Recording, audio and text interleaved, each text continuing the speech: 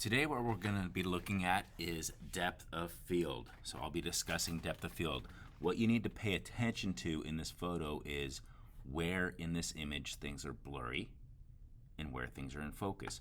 Right now, pretty much everything is in focus. The background to the middle ground, where my subjects are, person and dog, and the food. Food in the foreground, all the way to the background. Everything from the foreground to the background is in focus.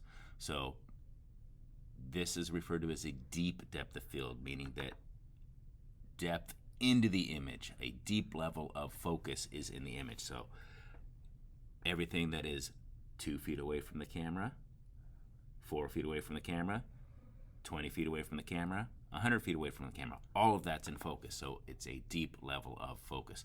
We'll be looking at that, comparing it to a shallow depth field. So pay attention closely to what actually is in focus here. So now, deep depth of field, we're going to compare that to the shallow depth of field. Notice what's happening with that image. Did you see that change? Things in the background got blurry. Things in the foreground even got blurry, but my two subjects stayed in focus. That's a shallow depth of field, meaning that there's just a really shallow area that is in focus. My focus point is right on them, and everything that is on that same plane, roughly 5 feet away from my camera, is also in focus.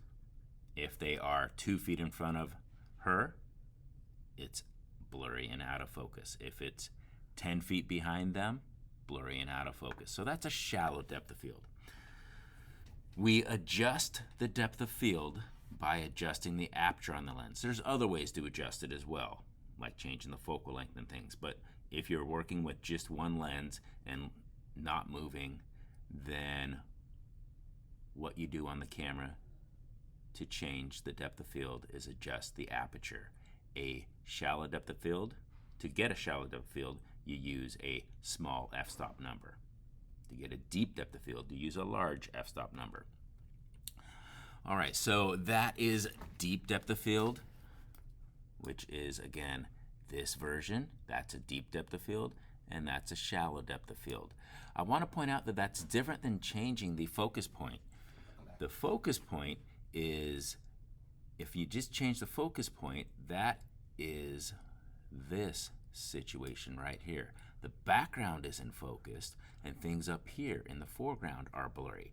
So with that, I actually moved that focus red dot inside the camera to a different location. So that's changing the focus point. That is not changing the depth of field. Here's the focus point on the food. Things right behind the food are blurry. Here's the focus point back on the subjects. So the depth of focus stayed the same. I just moved the focus point. That is not, again, that is not changing the depth of field. To change the depth of field, you have to adjust the aperture, and it will look something like this.